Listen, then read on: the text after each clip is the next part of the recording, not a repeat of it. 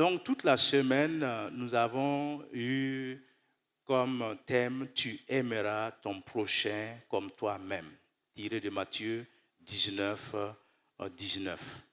C'est un rappel du Seigneur Jésus-Christ quand il a dit cela, qu'il y a deux lois.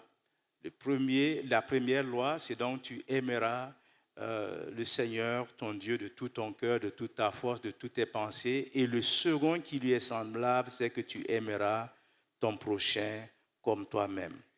Le pasteur Bonsom, donc la première soirée, nous a conduit dans ces moments où justement il a parlé de cet amour de Dieu et de l'amour pour le prochain. L'amour de Dieu et l'amour du prochain. Et quand il a cité plusieurs passages et demande justement que nous puissions mettre en pratique ces commandements. Aimer Dieu. On ne peut pas dire qu'on aime Dieu et qu'on ne voit pas et dire afin qu'on n'aime pas tel frère, telle sœur. Et pourtant, ça arrive. Il dit que les deux choses sont importantes, c'est-à-dire aimer son prochain comme soi-même, mais aussi aimer et pardonner son prochain pour être pardonné. Il a souligné le fait que dans sa vie, il a eu plusieurs fois où Dieu s'est manifesté d'une façon particulière, particulièrement Dieu l'a gardé, Dieu l'a protégé en donnant l'exemple de plusieurs situations où n'eût été la main de Dieu, cela aurait été difficile.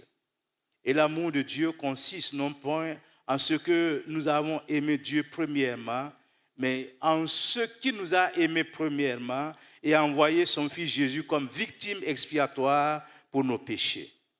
C'est pourquoi, si Dieu nous a ainsi aimés, nous devons aimer les uns les autres, nous aimer les uns les autres.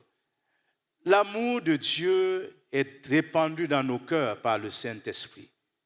Et à cause de cet amour répandu dans nos cœurs, nous aussi, à notre tour, nous devons aimer le prochain. Quand nous arrivons à ce point et que nous ayons quelque chose contre un frère, contre une sœur, cela veut dire que l'amour de Dieu a disparu de nos cœurs depuis longtemps. Et Dieu veut que nous aimions notre prochain. Il a expliqué que nous devons le faire parce que notre prochain a l'image de Dieu en lui. Chacun de nous, nous avons reçu l'image de Dieu en nous. Et si le frère que je vois, je ne peux pas l'aimer, comment pourrais-je dire que j'aime Dieu que je n'aime pas, que je ne vois pas? Ce n'est pas possible. Les deux choses vont de pair. Si on aime Dieu, on doit aimer le prochain. Si on ne voit pas Dieu, qu'on voit notre prochain, nous devons avoir l'amour de Dieu pour ce prochain-là. Parce que 1 Jean 4 nous dit, celui qui n'a pas l'amour ne connaît pas Dieu. Il dit que l'amour de Dieu a poussé Dieu à envoyer son Fils. Et la Bible dit que nous devons même aimer nos ennemis et leur faire du bien. Il a donné un exemple dans ce sens qu'il a eu plusieurs fois à faire face à des gens qui lui en voulaient. Je ne sais pas si vous vous rappelez de cette visite impromptue au-delà de 23 heures. Quelqu'un qui est venu lui dire, qu'il est venu pour causer avec lui. 5 minutes après, il lui dit, je vais rentrer, mais c'est toi qui dois m'accompagner, tu dois te mettre devant. En se mettant devant, une voix lui a dit, retourne, tu cherches une torche et un bâton. Et quand il accompagnait son visiteur, à un certain moment, la voix lui a dit de s'arrêter et d'éclairer. Et quand il a éclairé, c'était un gros serpent qui était là. Il a tué le serpent et son visiteur lui a dit, ton accompagnement s'arrête ici. Donc il y avait quelque chose quand même derrière tout cela. Il dit c'était une nuit noire. Vous savez, dans les villages, il n'y a pas l'éclairage comme nous avons ici. c'était même après une pluie. Et quand il expliquait cela, il a rappelé que l'amour que nous devons avoir pour Dieu, pour notre prochain, doit être un amour profond. Ce n'est pas un amour du bout des lèvres. Et la parole de Dieu nous dit que l'amour soit sans hypocrisie. Si nous voulons montrer réellement que nous aimons notre frère, que nous aimons notre sœur, nous devons le faire de tout notre cœur. Et ne pas juste désigner certaines personnes pour dire que nous les aimons et d'autres personnes que nous ne les aimons pas. Aimer Dieu. En tant qu'enfant de Dieu, nous devons aimer Dieu. Comment Dieu l'a protégé pendant son ministère, pendant sa vie. Et il a même ajouté que si nous sommes toujours en vie, c'est grâce à Dieu qui nous aime. Nous devons ressembler à notre Père céleste, en l'aimant, de tout notre cœur et de toute notre force. L'amour du prochain. Il dit, nous pouvons aimer notre prochain comme nous-mêmes. Et nous devons aimer tout le monde sans exception. Certes, il y a des gens, je dirais, qui sont aimables. Mais il y en a, vous avez beau faire, ils vont toujours trouver quelque chose pour vous pousser à ne pas l'aimer. La haine n'a jamais été une solution pour résoudre un problème. Ne faisons pas comme le monde, tu me hais, je te hais. Dans la parole de Dieu, tu me hais, je t'aime. Parce que la Bible dit d'aimer même nos ennemis. Parce que celui qui aime Dieu aime aussi son frère. Dans 1 Jean chapitre 4, versets 20 et 21, Jean nous dit ceci, si quelqu'un dit j'aime Dieu, qu'il haït son frère, c'est un menteur. Car celui qui n'aime pas son frère qu'il voit, comment peut-il aimer Dieu qui ne voit pas? Et nous avons de lui ce commandement que celui qui aime Dieu aime aussi son frère. C'est pourquoi nous devons montrer à tous que nous sommes enfants de Dieu. Parce que la volonté de Dieu, c'est que nous puissions nous aimer les uns les autres. Et la parole de Dieu nous dit, dans Romains 13, 8, ne devez rien à personne, si ce n'est de vous aimer les uns les autres, car celui qui aime les autres a accompli la loi. Celui qui aime son prochain a accompli la loi. Et rappelez-vous que Jésus a dit que c'était les deux lois les plus importantes, aimer Dieu et aimer son prochain.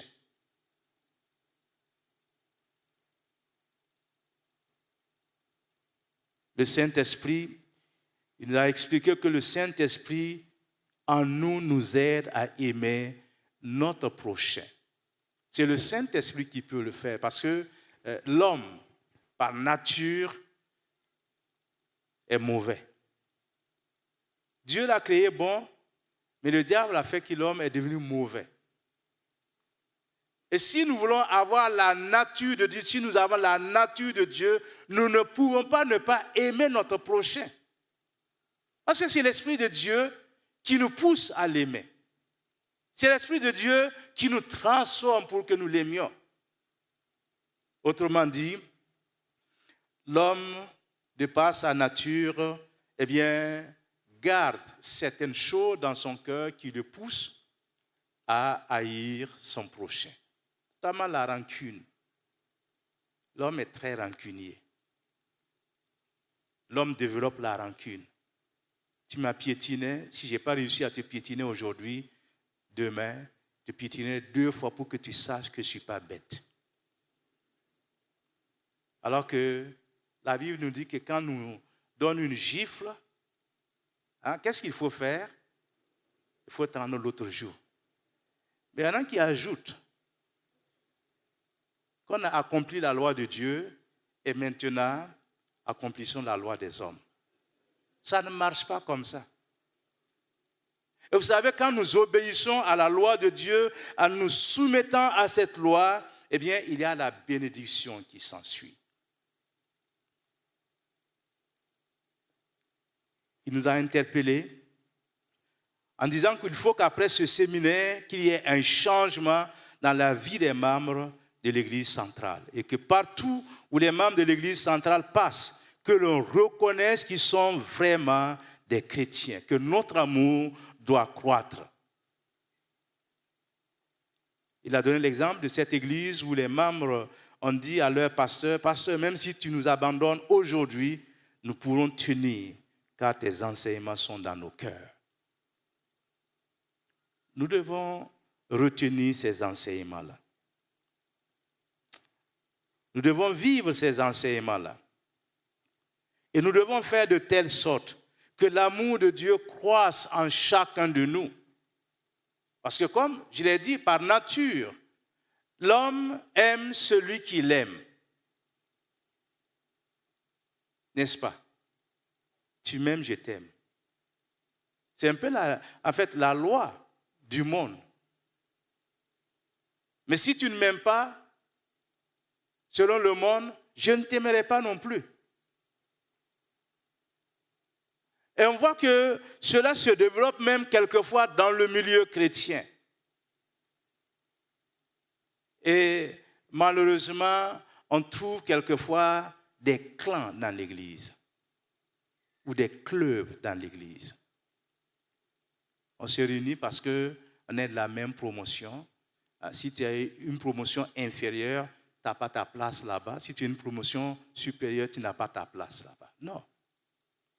Nous sommes avant tout des enfants de Dieu. Les autres choses peuvent venir après. Mais la base, c'est que nous sommes tous sauvés par le sang de Christ. Et qu'à cause de cela, mon frère, d'où qu'il vienne, il est avant tout mon frère. Si je dois juste aimer ceux qui viennent de ma région, qu'est-ce que cela va donner? C'est pourquoi il y a eu un moment où à l'église centrale, les ressortissants de telles choses qui se retrouvent à l'église centrale, les ressortissants de telle ville ou de tel village se retrouvent. Et un jour, le pasteur Pantore a dit non, c'est fini ça. On a arrêté. C'était le lieu de rencontre des gens du même village, du même regroupement. Mais nous sommes des frères et des sœurs, peu importe d'où nous venons. Hein? N'est-ce pas? Mais si on doit se regrouper juste parce que nous venons du même village, il y en a qui ont de petits villages et d'autres de gros villages, donc ça peut même faire naître certaines choses. Et chacun de nous faisons tout ce que nous voulons faire pour que justement nous ne soyons pas les derniers. Le troisième jour, le pasteur Baonsom a parlé justement en disant que l'Église est bâtie sur l'amour.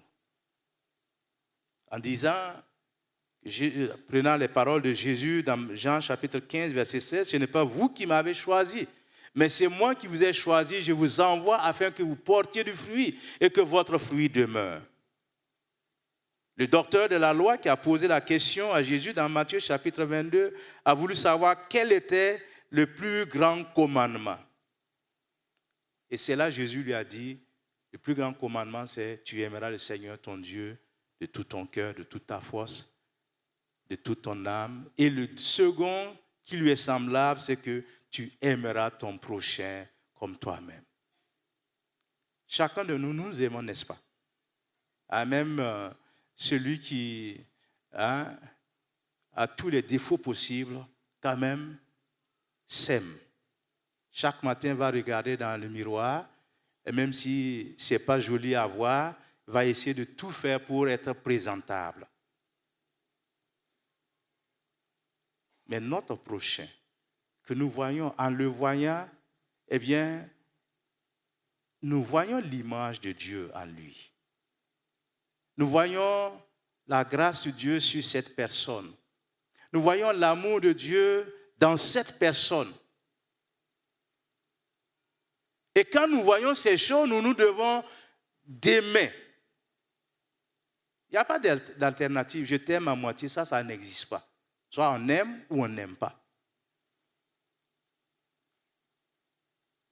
Jésus est l'exemple parfait que nous devons suivre.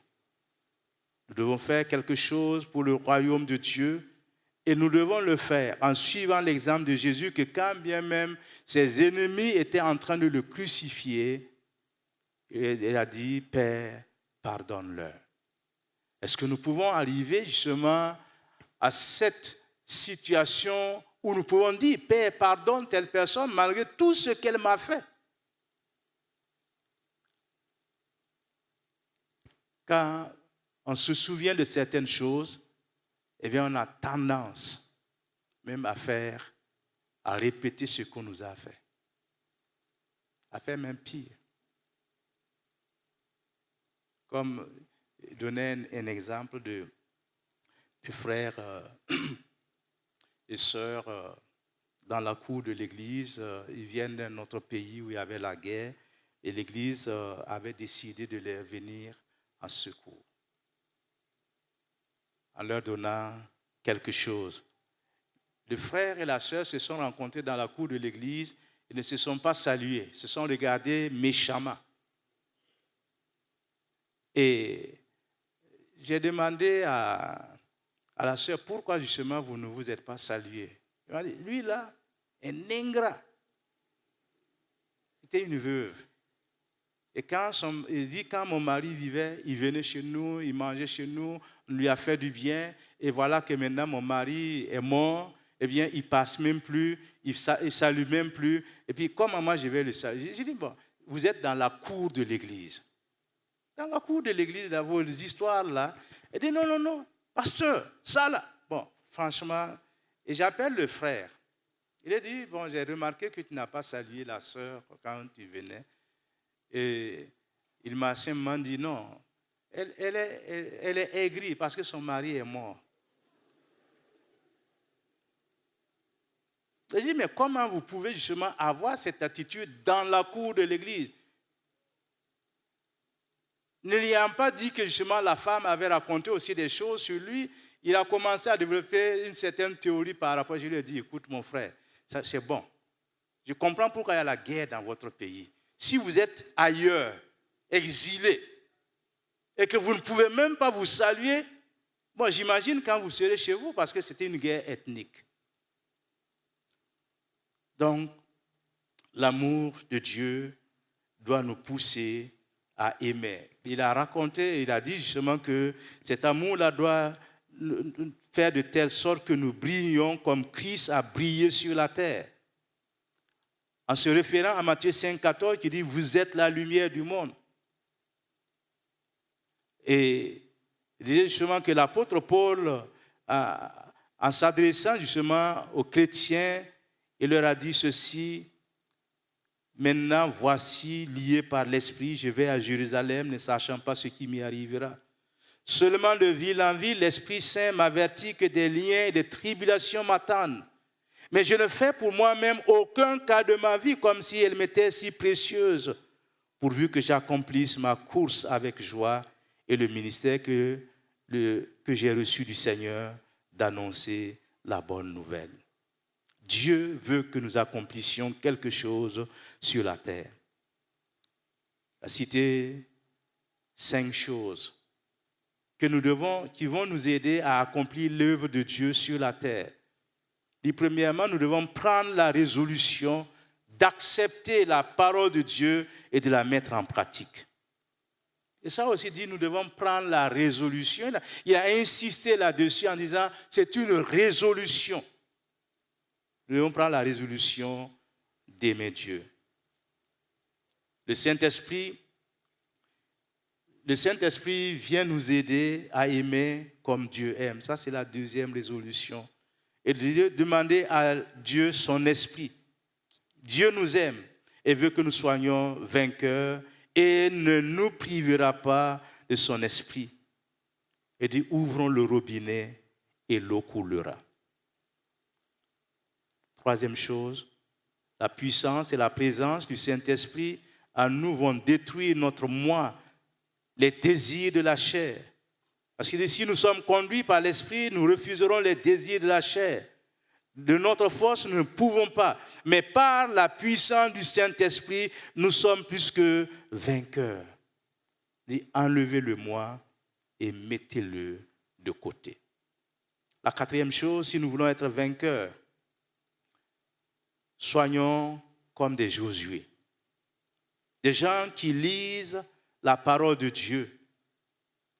Parce que l'une des conditions pour la réussite de Josué, c'était justement de lire la parole de Dieu. Et Dieu lui a simplement dit que ce livre de la loi ne s'éloigne point de ta bouche. Médite-le jour et nuit pour agir fidèlement selon tout ce qui est écrit. Car c'est alors que tu auras du succès dans tes entreprises. C'est alors que tu réussiras. Josué chapitre 1, verset 8. Et la dernière chose, il dit que nous devons produire de bons fruits. De bons fruits dans nos familles. Il a bien dit que l'arbre ne produit pas le fruit pour lui-même, mais il produit pour que d'autres puissent manger, que d'autres puissent goûter, que d'autres puissent savoir que ce fruit-là est bon. C'est pourquoi il nous a invités à produire de bons fruits dans nos familles. Quels fruits nous produisons dans la famille? Il dit de produire de bons fruits dans nos églises, afin que les autres puissent manger de ce fruit. Et Dieu n'aime pas le chrétien qui ne porte pas de fruits. Il a terminé en donnant quelques exemples, disant de marcher dans la crainte, en citant l'exemple de Job. Dans Job chapitre 1, verset 8, l'Éternel dit à Satan, as-tu remarqué mon serviteur Job? Il n'y a personne comme lui sur la terre. C'est un homme intègre et droit, craignant Dieu et se détournant du mal. Ajouté dans Proverbe chapitre 8, verset 13, la crainte de l'Éternel, c'est la haine du mal, l'arrogance et l'orgueil, la voix du mal et la bouche perverse, voilà ce que je hais. La crainte de l'Éternel est source de vie. Source de vie pour justement nous aider à éviter les pièges. En citant Proverbe chapitre 14, verset 27. Et Proverbe chapitre 19, verset 23 dit « La crainte de l'Éternel mène à la vie et l'on passe la nuit rassasié sans être visité par le malheur. » Voici l'œil de l'Éternel est sur ceux qui le craignent, sur ceux qui espèrent en sa bonté. Dieu voudrait justement que nous puissions suivre cet exemple. L'amour de Dieu et l'amour du prochain.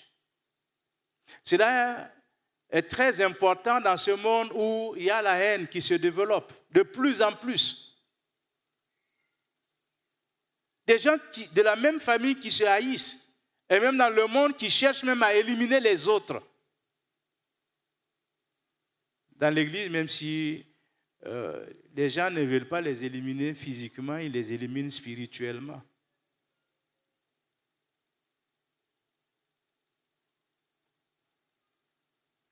Mais Jésus nous dit ceci. Dans Jean chapitre 13, versets 34 et 35.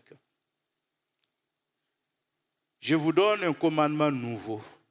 Aimez-vous les uns les autres comme je vous ai aimés. Vous aussi aimez-vous les uns les autres. À ceux-ci, tous connaîtront que vous êtes mes disciples si vous avez de l'amour les uns pour les autres. Nous devons apprendre à nous accepter et à nous aimer. Parce que la marque du disciple, c'est l'amour qu'il a pour Dieu et pour le prochain. C'est notre marque. Et c'est par cela que nous pouvons montrer aux gens que nous sommes réellement des fils et des filles du royaume. Chers frères, chères sœurs, nous avons cette grande responsabilité de montrer notre amour par pas seulement entre nous, entre amis, mais même aimer celui-là qui se montre d'une façon à nous pousser à le haïr. La haine n'est pas de Dieu. Personnellement, j'ai eu une expérience ici à l'église centrale. Avec un frère, nous n'avions pas les mêmes idées. Et un jour, il est venu au bureau et m'a tendu un papier en disant « Il faut prendre ça, tu dois prêcher sur ça. » Et je lui ai dit « Non, mon frère, ce n'est pas comme ça que ça marche. » Il a dit « Non, c'est le Seigneur qui m'a montré, tu dois prêcher sur ça, j'ai déjà préparé le message, il suffit seulement de parler. » J'ai dit « Mais le Seigneur t'a parlé, mais à moi, il ne m'a encore rien dit. Je l'apprends maintenant. » Et je lui ai dit dans ces conditions, je ne sais pas ce qui te pousse, mais je ne vais pas le faire. Vous savez ce que le frère a dit? Il a dit ce jour-là, je te hais. Tu n'es pas bien. Parce que tu es mauvais. J'ai dit, ah bon? Et ce jour-là, je ne sais pas d'où est venue cette sagesse-là. Dieu m'a dit de lui demander de prier pour moi pour que ma méchanceté me quitte. Il était là, complètement confus. Il n'a pas pu prier, mais j'ai eu le courage de prier pour lui, pour celui qui me haïssait. J'ai prié pour lui. Malheureusement, la personne est morte dans un état lamentable. Lamentable. Je voudrais terminer, ça c'est un ajout par rapport au thème. J'ai trouvé qu'il serait bon que nous puissions lire 1 Corinthiens chapitre 13, qui résume, c'est l'hymne de l'amour, l'hymne de la charité, et qui résume un peu tout ce que nous voulons savoir sur l'amour. C'est vrai qu'il y aura d'autres thèmes qui seront traités au cours de l'année par rapport au thème principal. Mais 1 Corinthiens chapitre 13, je dirais c'est le résumé de l'amour. Si on peut se tenir debout, je vais lire à partir du verset 1 jusqu'au verset 13, mais de la version Nouvelle Bible seconde. Maintenant, on a la chance qu'il y a beaucoup de versions. Mais 1 Corinthiens chapitre 13, à partir de la version Nouvelle Bible seconde. Quand je parlerai les langues des humains et des anges, si je n'ai pas l'amour, je suis une pièce de bronze qui résonne ou une cymbale qui retentit. Quand j'aurai la capacité de parler en prophète, la science de tous les mystères et toute la connaissance, quand j'aurai même toute la foi qui transporte des montagnes, si je n'ai pas l'amour, je ne suis rien. Quand je distribuerai tous mes biens, quand même je livrerai mon corps pour en tirer fierté, si je n'ai pas l'amour, cela ne me sert à rien. L'amour est patient, l'amour est bon, il n'a pas de passion jalouse, l'amour ne se vante pas, il ne se gonfle pas d'orgueil, il ne fait rien d'inconvénient, il ne cherche pas son propre intérêt, il ne s'irrite pas, il ne tient pas compte du mal, il ne se réjouit pas de l'injustice, mais il se réjouit avec la vérité. Il pardonne tout, il croit tout, il espère tout, il endure tout. L'amour ne succombe jamais. Les messages des prophètes, ils seront abolis. Les langues, elles cesseront. La connaissance, elle sera abolie. Car c'est partiellement que nous connaissons, c'est partiellement que nous parlons en prophète. Mais quand viendra l'accomplissement, ce qui est partiel sera aboli. Lorsque j'étais tout petit, je parlais comme un tout petit. Je pensais comme un tout petit. Je raisonnais comme un tout petit. Lorsque je suis devenu un homme, j'ai aboli ce qui était propre au tout petit. Aujourd'hui, nous voyons au moyen d'un miroir, d'une manière confuse. Mais alors, ce sera face à face. Aujourd'hui, je connais partiellement, mais alors je connaîtrai comme je suis connu. Or, maintenant, 3 choses demeurent. La foi, l'espérance, l'amour. Mais c'est l'amour qui est le plus grand. Amen. C'est une belle conclusion. Vous pouvez reprendre vos places. Et Dieu nous donne de pouvoir manifester l'amour. Nous sommes des agents de l'amour de Dieu sur la terre. Il ne serait pas normal que, en tant que chrétiens, nous répandions autre chose. J'ai vu dans la vie de cette église, des gens, quand ils se sont convertis, ils ont été bannis de leur famille, chassés, maudits. Mais à la fin, ce sont les maudits qui ont été une source de bénédiction pour leur famille. Parce qu'ils ont aimé malgré tout. Et s'ils ont pardonné en dépit de tout. Et Dieu les a utilisés pour réconcilier la famille. Je me rappelle cette histoire de cette jeune fille qui s'est convertie. Son père n'en voulait pas. Il a même chassé la maman en disant que c'est elle qui a mal éduqué sa fille.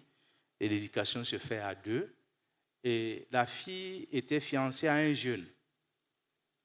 Nous avons fait toutes les démarches pour faire le PPS. Il a dit, il n'est pas question. J'ai dit à la fille, ne montre jamais de l'animosité à l'égard de tes parents. Jamais. Ces affaires ont été préparées chez moi. Et ils ont été mariés. Et quand elle est partie, elle a toujours fait pour se réconcilier avec le vieux père qui a refusé. Toujours. Mais sur son lit de mort, il a appelé. Il a dit, ma fille, je t'ai fait du mal jusqu'à présent, mais tu ne m'as jamais haï. Au contraire, il a fait tuer une chèvre. Il a dit, ça va sceller notre réconciliation. Ils ont mangé la chèvre et après le vieux est mort. Elle aurait pu tourner le dos au papa, mais elle n'a jamais tourné le dos. Et le père, à la fin, a reconnu qu'il a fait du mal à sa fille. Ça doit être notre attitude. Même si on ne nous comprend pas, même si on nous traite de tous les noms d'oiseaux, à la fin, ils vont se tourner vers nous. Si nous avons de l'amour pour les autres, si nous avons de l'amour pour eux, si nous manifestons notre amour, si nous les aimons de tout notre cœur, c'est pourquoi je voudrais m'arrêter maintenant en demandant que le Seigneur nous aide, que le Seigneur nous transforme, que nous soyons remplis de l'Esprit de Dieu et que nous puissions montrer aux gens que nous avons l'amour pour ces personnes-là. Vous savez, ce n'est pas par nous-mêmes que nous pouvons faire les choses, mais simplement par l'action du Saint-Esprit en nous. Je voudrais que nous puissions nous tenir debout pendant un moment et demandons à Dieu de nous transformer, de nous aider.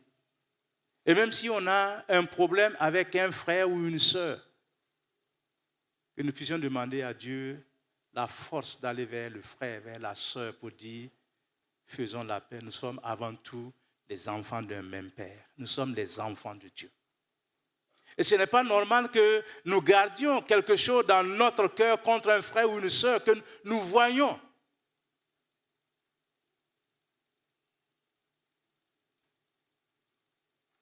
J'ai dû dire à certaines personnes de cette église, ne fais plus ça, ne recommence plus ça. Un jour, j'étais arrêté avec un collègue pasteur et puis un autre frère de l'église est venu. Il m'a salué, il a laissé le frère. Donc, après, je l'ai attrapé. J'ai dit que ce qu'il m'a fait là, je ne peux pas accepter. Il dit, mais ce que tu as fait à Dieu, là, il a accepté. Tu étais loin de lui, tu ne te fichais pas mal de Dieu. Et je lui dis, à partir d'aujourd'hui, ne recommence plus cela et va faire la paix avec ton frère. Aujourd'hui, ce sont, je dirais, les meilleurs amis. Dieu fait quelque chose. Ce que je ne peux pas faire, Dieu peut le faire à ma place. Ne devez rien à personne sinon que de l'aimer. C'est notre vocation, c'est notre appel. Si nous avons Christ en nous, si nous disons que nous aimons Dieu alors que Dieu est un Dieu d'amour, nous devons montrer aussi l'amour aux frères ou à la sœur, même si elle m'a blessé, même si elle m'a fait des choses qui ne sont pas du tout ça, nous devons de l'aimer. Mon frère, tu n'as pas de choix. Il faut aimer. Parce que si tu n'aimes pas là, on va te dire un jour, tu n'as pas aimé tel frère, donc il faut aller avec celui qui est le meurtrier, celui qui n'aime pas les gens. La Bible nous dit que celui qui n'aime pas son frère est un meurtrier. Ce matin, si on doit sortir des meurtriers ici, j'ai bien peur. J'ai bien peur. On va prier. On va prier que le Seigneur nous aide. Et si nous avons quelque chose, eh bien que nous puissions le faire. Demandons pardon à Dieu. La haine n'est pas de Dieu, pas du tout. Dieu est amour. Dieu est un Dieu d'amour. Il veut aussi des enfants d'amour. Si nous voulons lui ressembler, si nous voulons avoir son image en nous, nous devons de refléter l'amour de Dieu dans notre vie et dans toute notre conduite. Élevons la voix maintenant et prions, s'il vous plaît. Alléluia, Jésus. Dieu de gloire, Dieu de bonté, tu nous as parlé à travers ce séminaire. Nous voulons te ressembler, Père. Tu nous as aimés quand nous étions des pécheurs, quand nous étions loin de toi, quand nous étions dans les ténèbres. Tu nous as aimés. Et ce matin, Seigneur, nous venons à toi pour te demander pardon. Pardon parce que si nous avons conçu de la haine dans notre cœur, nous ne te ressemblons pas parce que ça, ce n'est pas de Dieu. La haine n'est pas de Dieu. Et ce matin, je prie que nous puissions montrer de l'amour pour les frères, de l'amour pour les sœurs. Que tout acte que nous allons poser soit à la gloire de notre Seigneur. Dieu Tout-Puissant, change-nous, transforme-nous. Que nous soyons à l'image de Jésus-Christ, qui a aimé même ses ennemis sur la croix du calvaire. Il a dit, Père, pardonne-leur. Ce matin, Seigneur, notre prière est que tu mettes dans nos cœurs l'amour venant de toi, l'amour sincère, l'amour vrai. Touche nos cœurs, Seigneur. Que ce que, humainement parlant, nous ne pouvons pas faire, même si les gens qui, humainement parlant, ne sont pas aimables, que ton esprit nous pousse à les aimer de tout notre cœur. Transforme-nous, Seigneur Jésus, et fais de nous des enfants d'amour, des enfants qui t'aiment. Sois béni, Seigneur, et sois exalté au nom de Jésus. Amen.